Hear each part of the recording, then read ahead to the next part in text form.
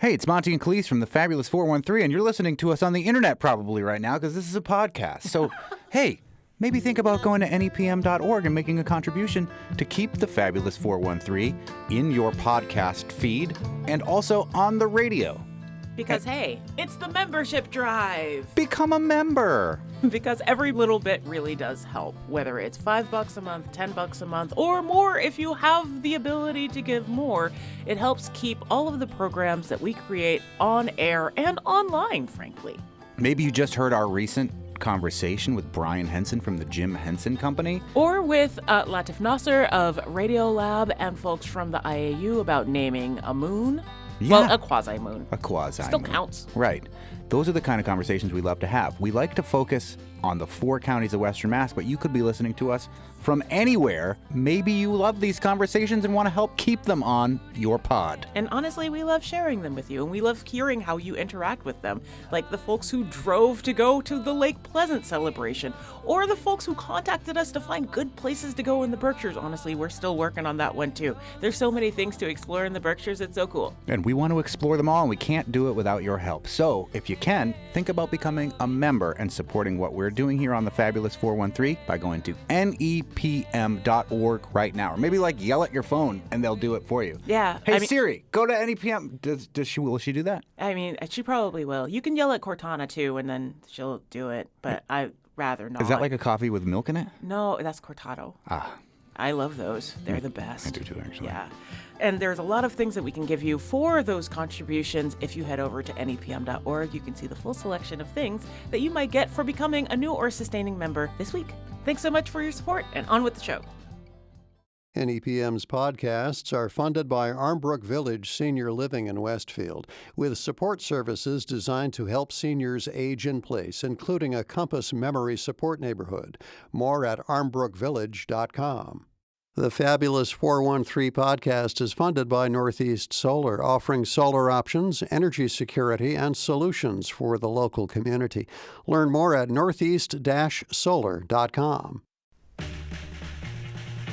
Welcome to the Fabulous 413. I am Khalees Smith. And I'm Monty Belmonte. This Saturday is the return of the Northampton Jazz Festival, and later in the show, we'll vamp on that festival's history and hear who's bopping into Hamp this weekend with Ruth Griggs and Ricard Torres-Mateluna from the Northampton Jazz Festival. And we'll play Quirtle on the radio. That sounds like a weird idea.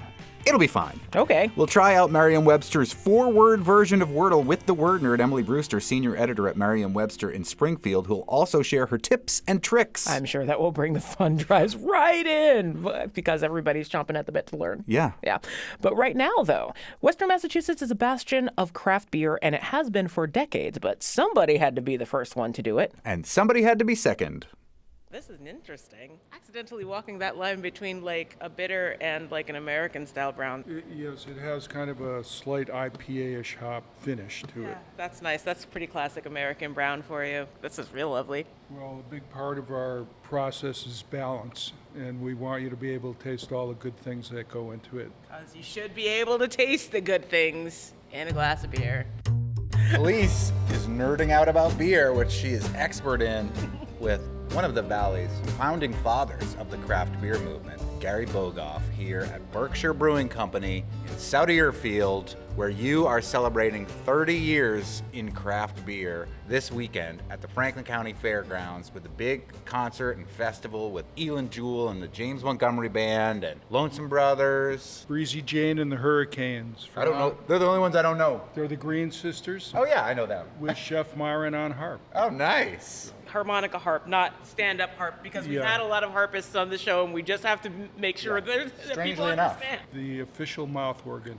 Gary, you're not the first brewery in Western Mass craft brewery. We think that goes to Northampton Brewery, right? That's right. Peter and Janet Eggleston were the people who put us on the path. But you are the second one down the path. We are the first commercial production brewery in Western Mass. Aha, so that may be the difference. Distinction. Yeah, I've been around the Valley for not the entirety of your existence, but more than 2/3 of it, and I've watched it grow from nobody's ever heard of Berkshire Brewing Company unless you live in South Deerfield to nobody's ever heard of Berkshire Company unless you live in South Deerfield or Holyoke to nobody's ever heard of Berkshire Brewing Company unless you live in Worcester, and then now it's all over the place. I go to Boston and Steel Rail is on taps all over the place.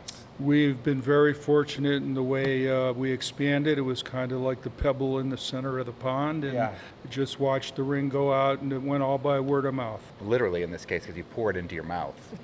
How far can you get Berkshire Brewing Company away from here in South Deerfield now?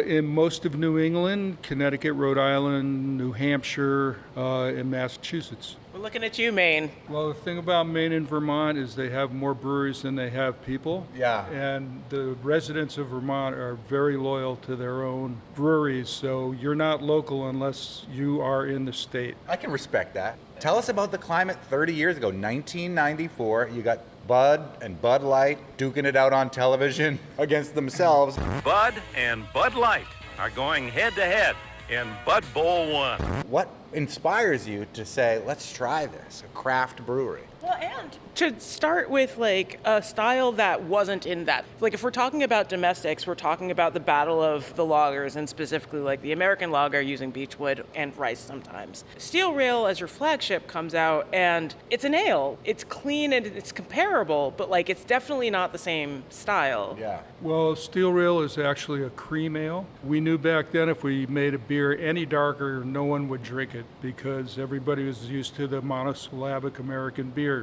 of Bud, Miller, Coors. So, you want to go outside? Yeah, let's go outside. Got to keep the beer cold somehow, right? We allowed to drink on the campus here outside this tasting room? Yes, Oh, yes, good. we are in the beer garden. Come every weekend, we undo all the picnic tables that you see, and we set them up, and we make it look really comfortable, and people sit under umbrellas and drink beer on the tarmac. It also feels special to me because this is like the last stop before the end of the food bank march. So there's a sense of hopefulness of being here, like, oh my God, thank God it's almost over. So back to the monosyllabic beers that you were talking about. Right, so we knew if we had done anything darker, people wouldn't drink it, so we tried making something that looked like those beers, but we added some flavor to it. And when we'd call up, back then they had a thing called the Yellow Pages. I heard of it. But it was very effective because it had all the package stores and liquor stores all on a couple of pages. And we just started at A and went through Z, and we'd call up and say we were a new brewery and we were making craft beer, and they'd look at you like you had four eyes. Then you'd have to explain, no, it's just beer, but it's in the craft market. Yeah, it doesn't have anything to do with macaroni and cheese. Right. You will now call Kraft macaroni and cheese. Kraft cheese and macaroni. Or quilting. When is Sam Adams and when is Pete's? Sam had been going for a couple of years, and then Pete's was right after that, both out of Boston. Yeah. Right. Wicked good. Yeah. You know, we really appreciate Jim Cook from Sam Adams because he took all his money and put it into marketing and really began to educate the American consumer that there was something other than what they were accustomed to drinking, and that it could taste good. And while he was advertising, we were saving our money and buying new tanks and brewing more and more. And, you know, we started off doing one batch of beer every 2-3 weeks, and then every week, and then every day, and then 3 times a day, you know. So, and at times we were brewing 24 hours a day just to keep up back in the early days. I think back to my youth, and I was one of those people that was like, coffee is coffee, I'm going to Dunkin' Donuts. And my wife came back, she was my girlfriend at the time, from Costa Rica, and was like, not all coffee is Dunkin' Donuts. There's something else out there. And I was like, sure there is. She tasted me on it, and my mind was blown, and I never looked back. Was there a moment for that for you where you were like, hey, maybe there are beers that are really good that aren't Bud? Well, like, the hilarious thing about that, where beer is concerned, is that, like, I cooked with beer because I've always been into cooking, but my previous partner's homebrew was the thing that got me into beer. So what was the aha moment for you? Well, I started home brewing back in the late 80s. But why? Like, what made you say, I want to do this? Because I love beer. My dad turned me on to beer, and he always tried new things. So when back then I was 18 and it was legal to drink en masse because they were shipping your asses over to Vietnam, Yeah. they figured if you could fight, you might as well be able to drink. So I just started going in and seeing something new and trying all these new beers that were coming out. They were regular stock beers, but Canadian beers were very popular prior to the craft thing. And then started home brewing, and that was really good, and we had home brew clubs. There was actually one in Northampton at the time. And Any other notables part of that? Mark Laro was the gentleman who operated his establishment and really brought all the craft beer knowledge to the valley. What was the establishment? Beer and Wine Supply. Oh, yeah. Yeah, on I remember that place. They And, got a lot of our money over the years because for a long period of time they were the only spot that you could pick up the supplies for nearby. And then, all these great guys and gals who were into brewing would try new things, and we'd exchange it at the clubs. And I met my partner at the time, Chris Lawley, and we brewed a lot of beer together, and our friend said, "This is great, you guys ought to go for it." And so at 40, I lit out on a new adventure, and we found this place, and we've been here since the very beginning. We're in South Deerfield. It's like right next to the train tracks. It was a great organization of people back then. Everybody was willing to help one another. If you needed to find how to do a new style of beer, or if you needed to borrow some ingredients, or just had any questions, you could call up anybody. And we made it look so easy that all of a sudden, when we started, there were 500 breweries in the country, and now there's over 10,000. Most of them are here in Massachusetts. It feels like that sometimes. We're speaking with Gary Bogoff from Berkshire Brewing Company in South Deerfield, the home of Berkshire Brewing, who celebrates 30 years, one of the iconic breweries in Western Massachusetts. When does the explosion start in your mind when now there are iconic breweries that are sadly now closing, that have had a great run that we've seen come and go and make great beer and made great beer, but are now, no longer here? Speaking of Pete's Wicked. Or more local ones too. Yeah. Well, there was actually a crash back in around 96, 97, and a lot of the breweries that had come from Colorado and California disappeared. The farther away you go from your brewery, the more energy and support you have to put into it to educate people that you're there. And then around 2001, 2002, things started to get going again. And all these little breweries started opening up, and in Massachusetts they changed some of the laws, and now the breweries could actually sell beer and serve beer in their establishment without having to be a restaurant or a brew pub, and it made it a lot easier, and it was a lot simpler. Well, then COVID came, and COVID really hurt the whole restaurant bar industry completely. Fortunately, beer was considered an essential commodity, so we were able to keep our rightly doors so. open. And that's steel rail coming by. That's why we call it steel rail. Oh my God. Oh, and it's an Amtrak too. Yeah, right on time. Who doesn't love the sound of the lonesome train whistle? It's just encouraging about train travel in general. It's Right. nice that the train, in addition to the Connecticut River, connects us all. Speaking with Gary Bogoff from Berkshire Brewing Company about the 30-year anniversary of this iconic brewery here for Western Massachusetts. We are in Western Massachusetts. We are not in the Berkshires. Talk about God. calling the brewery in South Deerfield Berkshire Brewing Company. And who from the east has it confused? Or the West. If you live around 128, don't worry about it because Massachusetts stops right there. Yep. But if you live out here, man, we've been spanked for 30 years straight.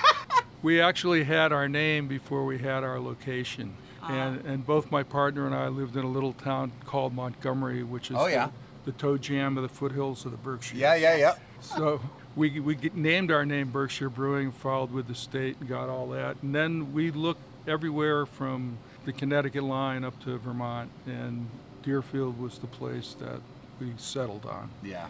But every time we go up to the Berkshires, they forgive us, and we do very well up. Is this still the same size of the building as when you first moved in 30 years ago? What's changed about this location? Well, we put 4 additions on since we've been here. We started off brewing with a 7-barrel system, which was a little over 200 gallons.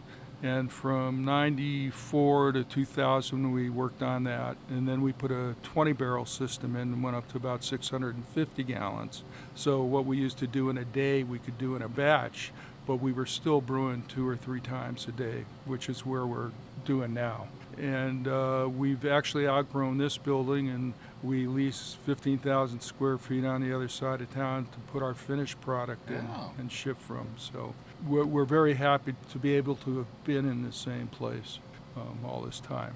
We were talking at the beginning about how you felt like you needed to create a beer that was craft in the way you wanted it, but that would not be so strange that your Budweiser drinkers wouldn't want it. And I will tell you, as somebody who's pouring your beer frequently at a theater, there are lots of people still who don't know what to do beer-wise when it comes to like the Budweiser thing. And we say, try the steel rail. That's what we used to do at the Iron Horse too, when people would come in and ask for a Bud, and I would immediately try to go like, so let me have you try the local option. Yeah. And almost everybody would go for it on that angle. It's just sort of like, it's a better beer and it's local. Yeah.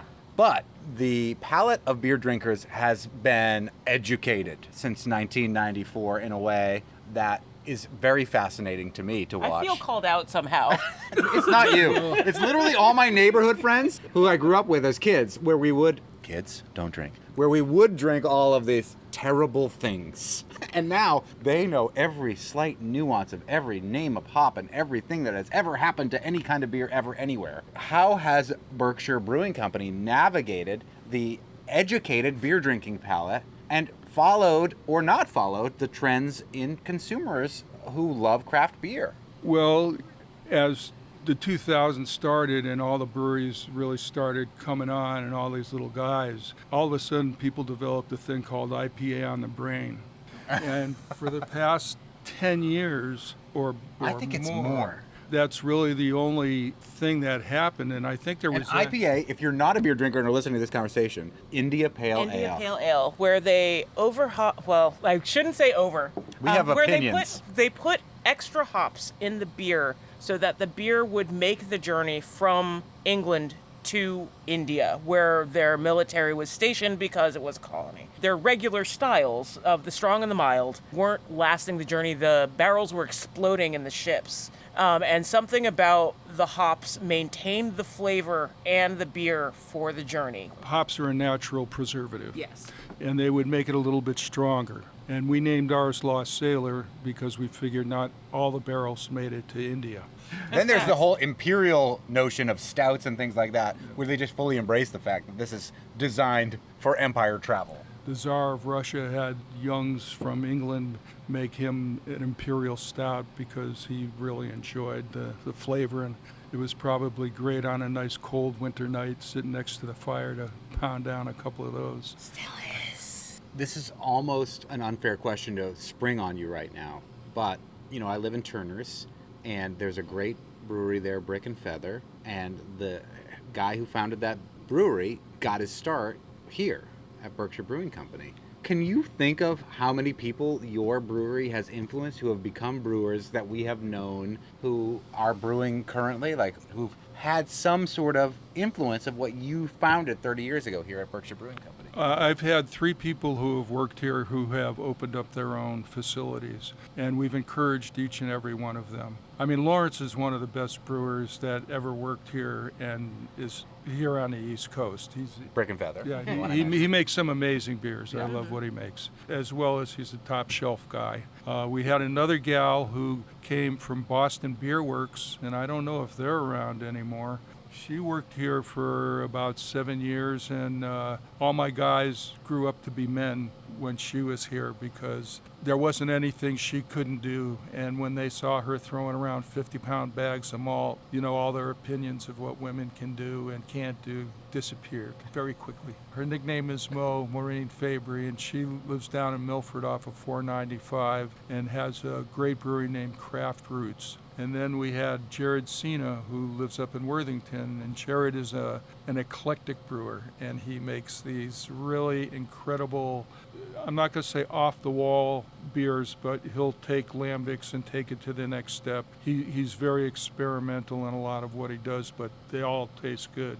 And he's up in Worthington, so, we're real proud to have been part of these people's adventures. And it was great because when I finally got up to see Lawrence and he gave me a tour around his brewery, he would go, and I do this the Berkshire way, and I do this the Berkshire way.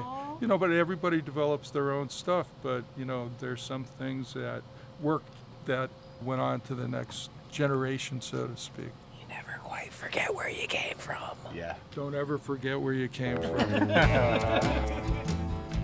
The Berkshire Brewing Company 30th anniversary party is this Saturday, the 28th, from noon to 6:30 at the Franklin County Fairgrounds with music from Elin Jewell, James Montgomery, the Lonesome Brothers, and the Breezy Jane Band. You can hear a deep dive into more beer nerdery on the fabulous 413 weekend this Saturday at 11 right here on NEPM. If roots music and beer isn't quite your thing this Saturday, maybe jazz is. And later in the show, we'll talk with Ruth Griggs and Ricard Torres-Mateluna from the Northampton Jazz Festival. But up next, we'll play a digital word game on the radio when we attempt to play Merriam-Webster's Quordle with the word nerd, Emily Brewster. You're listening to the Fabulous 413 on 88.5 NEPM. NEPM's podcasts are funded by Armbrook Village, offering research-based arts, music, fitness, and lifelong learning programs at their assisted living and Alzheimer's care community in Westfield. armbrookvillage.com.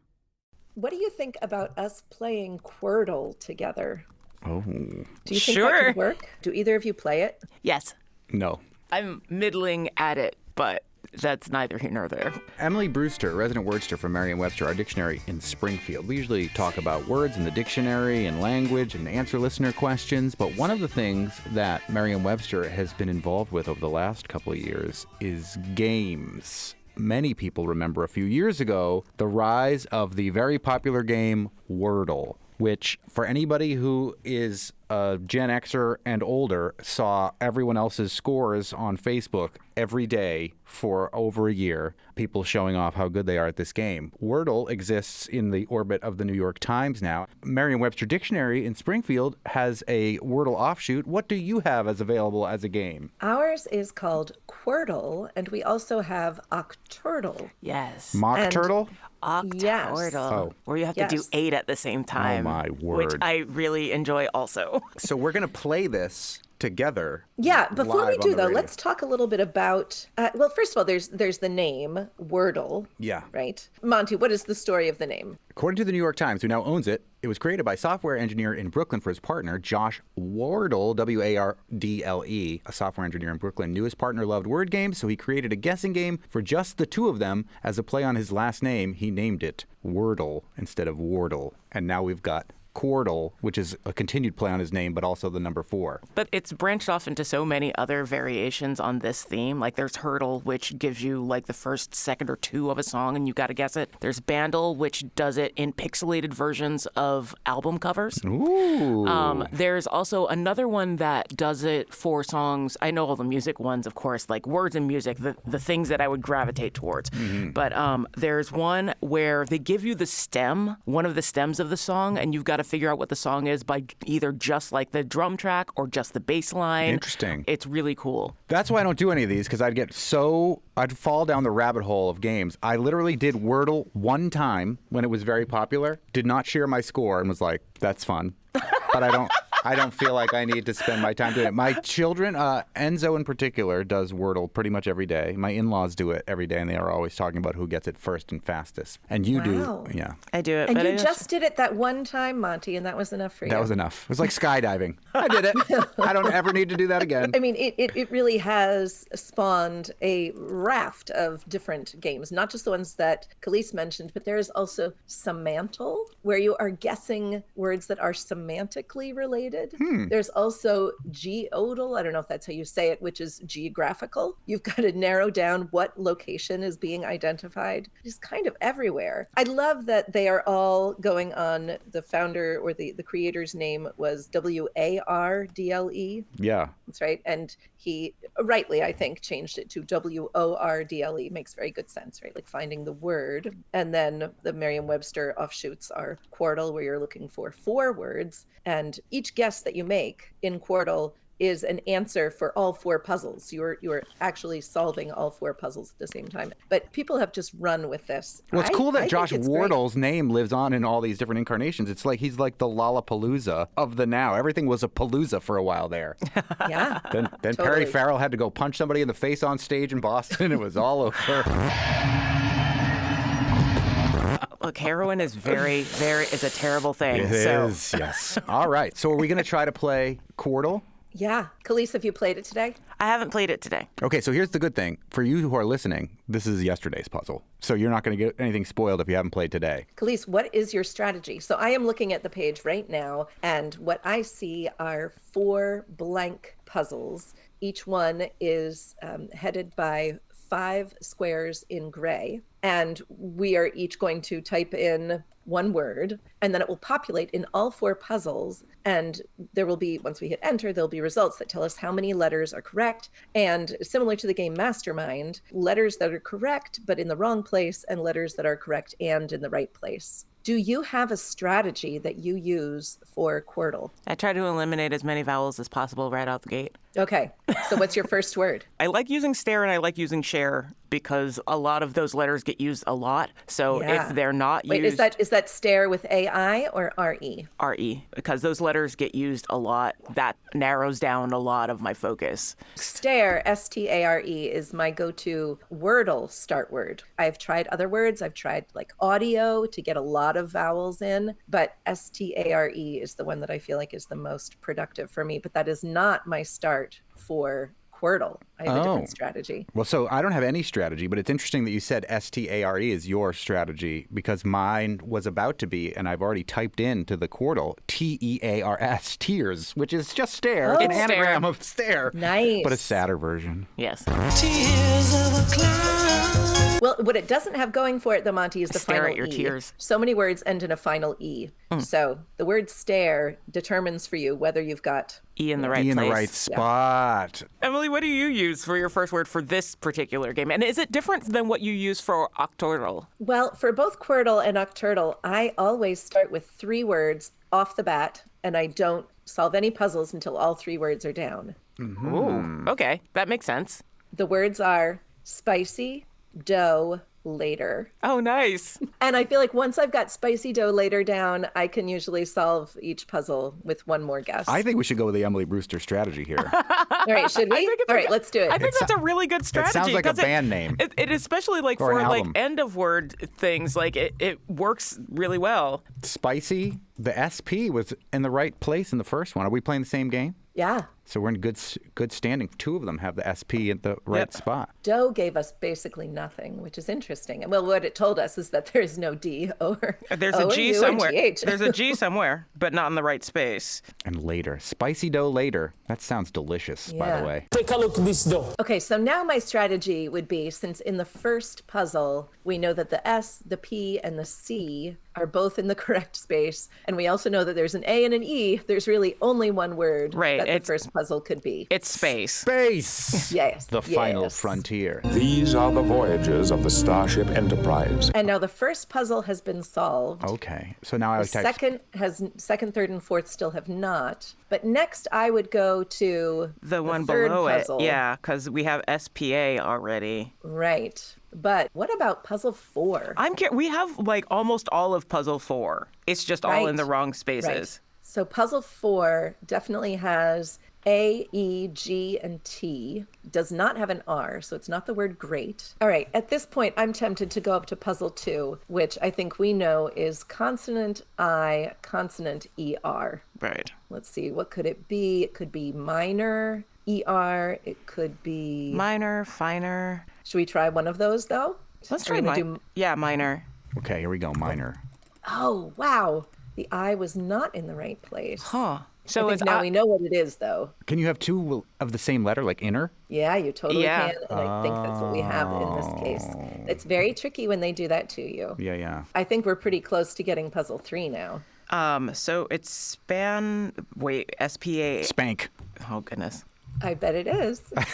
Are we typing spank? No, it's not. It's Oh, this. no. Oh no. But now we all have to do it because we're all on this. I didn't say do it. I was just spitballing. Well, I thought that was right, too. But what is it? SPA something. So it ends in Spain? N. Can it be a proper noun? No. No, it's not I. Oh, it's spawn. Spawn. Yeah. Oh. This is the last guess. Radio This is the Quordle. last guess. And on puzzle 4, we know where no letters are. Do we have all the letters yet? No. A, E, G, and T. Wow. There's nothing in the right spot. Monty, you're conspicuously silent. Are you just giving up? Kind of mentally. Oh, wait, hold on. Is it begat? Oh, Khalees, I bet you've got it. Should we do it? I don't. Let's do it. Wait, Let's hold do on. it. I don't. Wait. I mean, it's the only thing I can think of. It's a really good guess. It's a good guess. Let's hit it. It is. Yes. Yeah!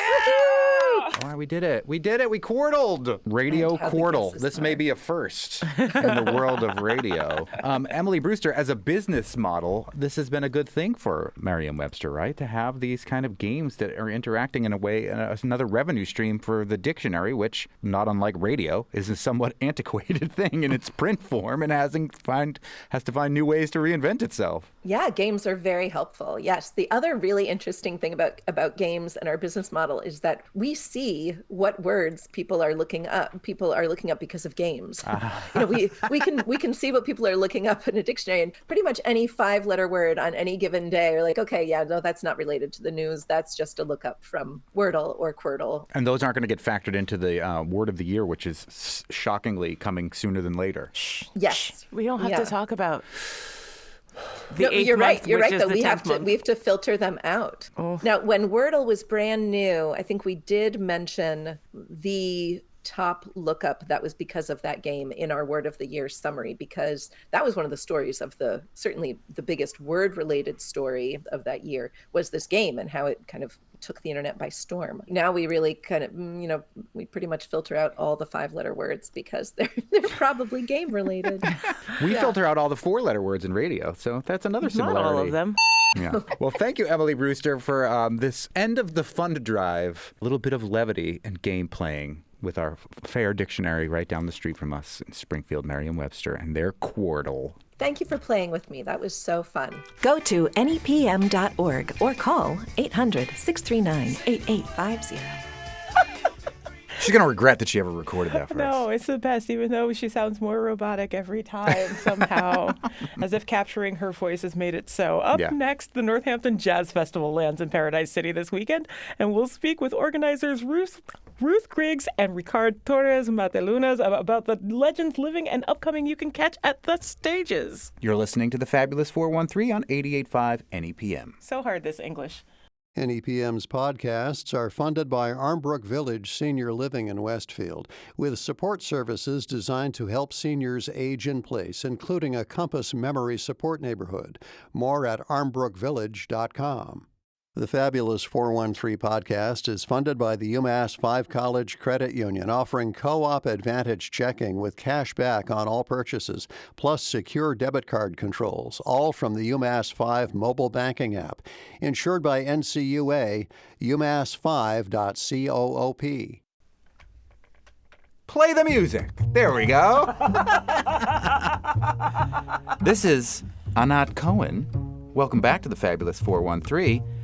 The Northampton Jazz Festival returns this weekend, aiming to expand the exposure of people of all generations, ethnicities, and orientations to live jazz and bringing new visitors to downtown Northampton to increase the cultural vitality and economic strength of the city. Founded in 2011 and relaunched in 2018, the festival hosts a rich lineup of jazz artists from across the globe and around the region. We're joined by Ruth Griggs, president of the Northampton Jazz Festival, and by Ricard Torres-Mateluna, the festival's communications and marketing director. Thank you so much for joining us. Thank you for having us. Thanks for having us. Anat Cohen, who we were just listening to, is one of the headliners. Tell us a little bit about him before we kind of launch into the origins of this festival. She is a wonderful band leader. The first time, actually, that we've had a female headliner at the Academy. So that alone is making me smile. Nice. And Anat is an incredible jazz clarinetist. And she is bringing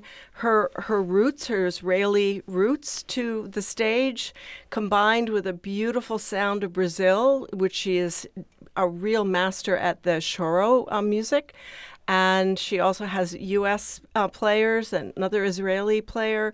So it's this wonderful melting pot of U.S. and Middle Eastern and Brazilian music in their tunes. And they are introducing a new album called Quartetino Bloom the day before the festival. Cool. This Friday, the 27th. So accidentally a CD release party. Yeah, I'm thinking maybe it wasn't accidental. Good timing. Good timing. Yeah, So buy your ticket to the concert. Come on to this. Afterwards, she's going to have her CDs for sale. She's going to be signing them. She is a lovely person, and just the kind of the warmth is just emanating from every pore of her body. It's fun how she plays with rhythm in her work, I think. Inherently between like the Middle East and Brazil, you're going to get some of that, but like the way that she does it, I think is she particularly throws in interesting. New Orleans jazz. Oh, yeah. So it's just this wonderful melting pot. Super playful. Yeah. Ruth, you're the president of the Northampton Jazz Festival, and we mentioned that there was a little gap between the first incarnation and the second incarnation. Tell us a little bit of the origin story of how this festival came about. Well, it came about in 2011, and there were a group of men that wanted to bring back the taste of Northampton, which at that point had been nascent for 10 or 20 years. And so they had a big food component with food trucks and the 12-mile meal food competition and a beer tent behind Thorns in the parking lot there. And they also wanted to bring music to it, and they had someone who wanted to curate the jazz. So it was this combination food jazz event. And I'm looking at your face. Yeah, it became a little sticky, and it just became, I think, too much. And so that sort of ended, and then it was about a 2-year hiatus, and then the Downtown Northampton Association came to me and said in 2017 and said, everybody's looking for live jazz. Everybody wants the jazz festival back. What happened to it? Can we bring it back to life? And I'm like, let's figure that out. So we did, in a nutshell, in 2018. Ricard, you came from Santiago, Chile. Is that true? That is correct. We just heard a story from our CEO, Matt Abramovitz, that you lived around the corner from each other. Absolutely. Yeah. And we went to the same jazz clubs in Santiago, which is amazing. So we start comparing notes, a few months ago, and it's like, wow. It is amazing. What a small world, Absolutely. Quite literally. So then we know what brought Matt Abramovitz here, which is NEPM. What brought you to Western Massachusetts and to this jazz festival? Well, Western Massachusetts, my wife is a professor at UMass. That's why we all come here. And exactly. And but to the jazz, I grew up listening to jazz as a kid. I was telling somebody last night at a donors party we had that I started listening as 6-year-old to Glenn Miller. And then, I went into every single possible iteration of jazz and styles and musicians. And and with Ruth, we ran into each other at one of the jazz festivals. Again, we've known each other since 2012. 2011. Right. Yeah. And so we ran into each other at this Ron Carter. It was Ron Carter when we had Ron Carter on. And I said, I love this. I said, I love jazz. And it's like, really? Well, let's talk. And I said, I have many ideas.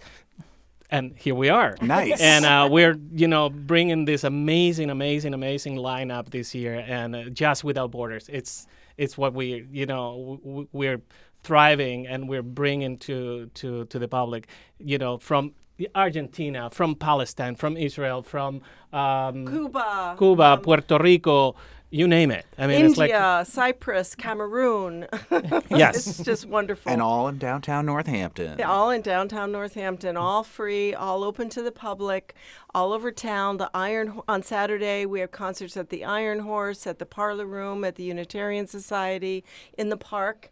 And then, of course, the Jazz Strut, which is on Friday, is in breweries, bars, and restaurants all over town. And we also have a late-night jam from 10 o'clock till midnight, where we're hoping, cross fingers, that some of the Jazz Fest musicians who come in early will be there. Oh. So that'll be really, really cool. Where's that going to be? That's going to be at Toasted Owl from 10 to midnight. Nice. So is that just going to be like the musicians that are coming in, or are people who are at like the jazz jams here able to participate as well? Both. I'm getting nods. That's the beauty of a jazz jam. Right. You have someone like Esteban Castro, who's an amazing Cuban, pianist, who may be there to play with a UMass student and at the same bandstand.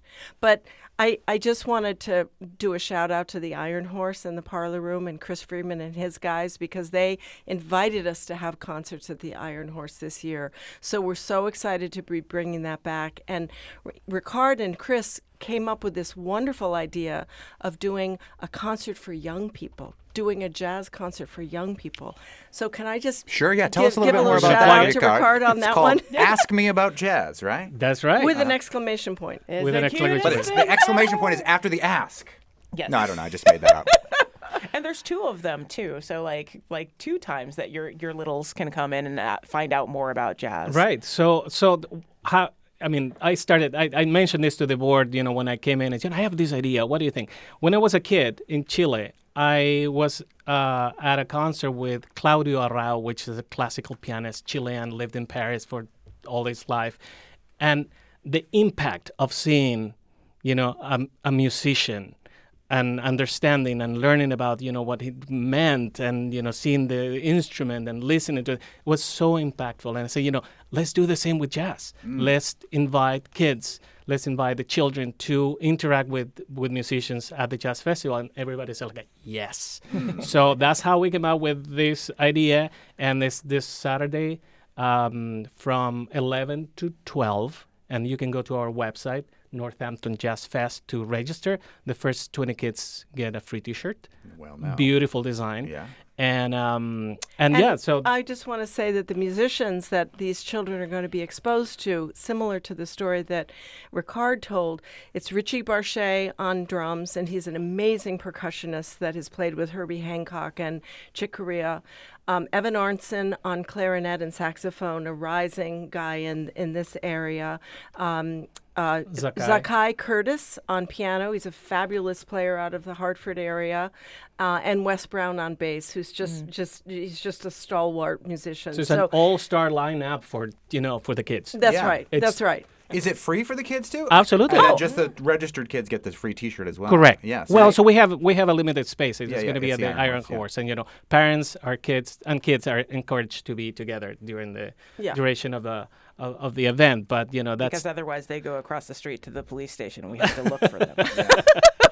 But then at the end of the show, we're gonna march with the Expandable Brass Band. Brass band. You got it. Yes. So we're gonna march into the park with the park. kids in tow. It'll be very joyful. We're getting super excited about it. It'll feel very second line. And I saw one of the things on your website talking about how when last festival, people felt it like Northampton felt like New Orleans, which it's especially high praise. Well, thank you, especially on Jazz Strut Night, because you just hear the music coming out of the venues and you're just going from place to place. A lot of people, they really try to get to every single venue on Jazz Strut Night because the musicians play for 2 hours and they start playing about 45 minutes or an hour apart, so you can go from venue to venue and get your beer here, get your wine there, get your dinner here, and see a lot of jazz on Friday night.